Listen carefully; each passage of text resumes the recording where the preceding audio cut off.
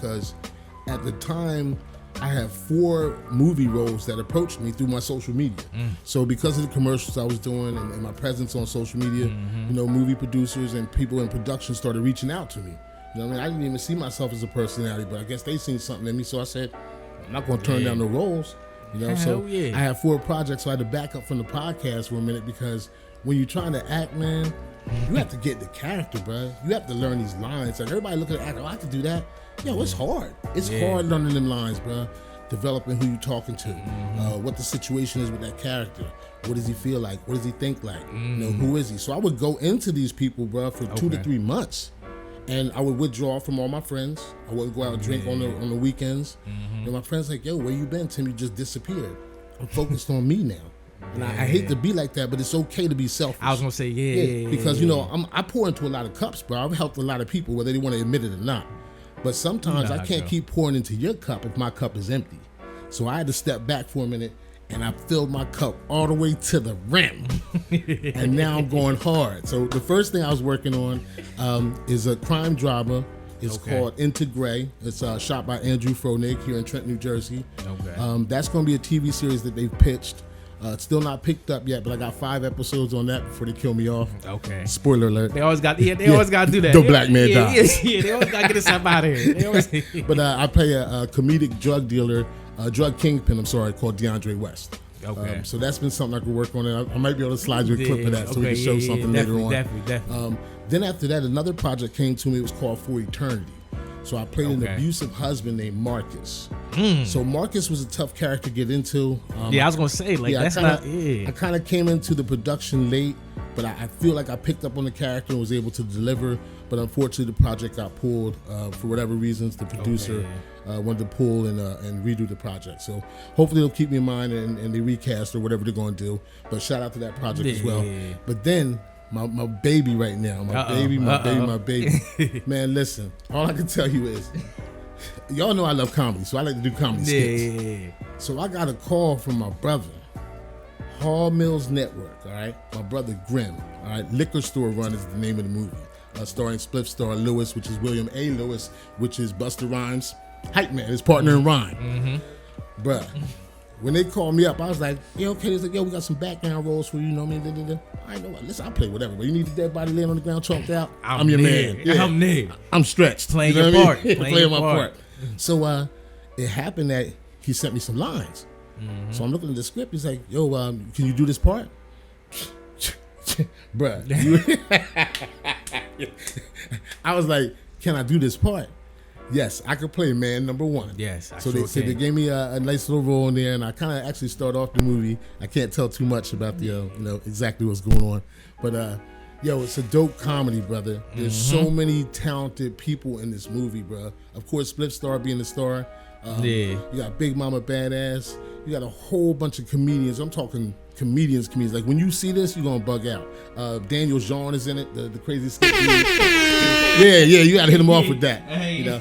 So he's got. Listen, there's just so many people in this movie. I can't mention everybody, but when y'all see this thing, man, y'all gonna laugh. So if you come to the premiere, which probably be in the late fall, I'm gonna keep you posted on that. Please wear a diaper, depends. Wear some baggy clothes. Don't wear them tight jeans because you're gonna pee on yourself, bro. This joint is funny. And like I said, I got a small role in it. I'm in a few scenes, but I'm just happy to be a part of what's going on, man. I never thought social media would lead me down a path of something I was been doing all my life, acting, doing different stuff. I kind of fell back and started focusing on other people when I was doing the management thing, but then I started back to managing myself. Yeah, I was gonna say, how was that like managing yourself? You got to do everything on your own. Well, you know, the best part about managing yourself is, brother, I'm on time. Even when I told you that, I pushed back, but I said, I'm on time. I'm not gonna be late twice. Exactly. And if I'm gonna be late, I'm gonna tell you the first time I'm gonna be late. But the whole point is, man, you know what you want from yourself. True. I know what I didn't get from people that I used to manage. So I said, I never want to be that person. So what I do, man, is like I said, I make sure I'm on time.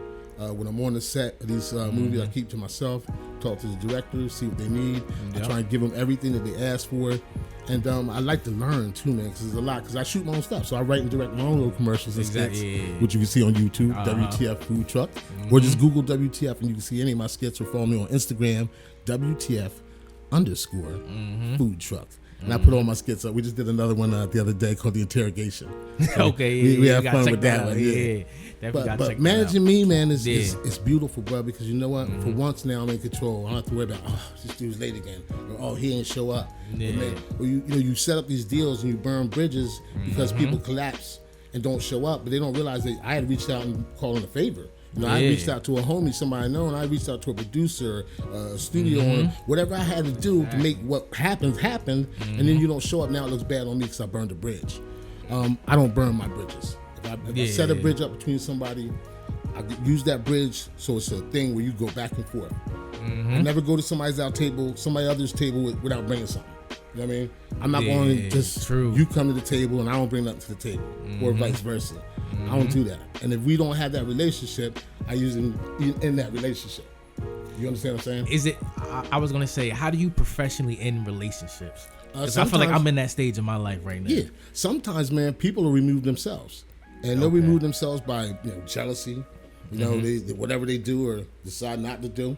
Excuse me, but they'll end the relationship, and sometimes you don't even have to do it. You know, I own a store, right? I never had to fire nobody. Really? You want to know why? That's impressive. Because they fired themselves. They didn't show up. You know? Yeah.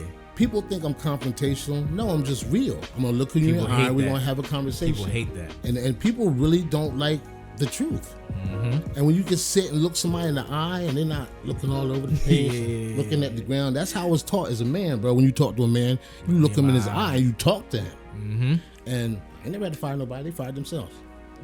So how do you end a relationship? Most of the times, the people not meant to go with you on your journey will fall off naturally.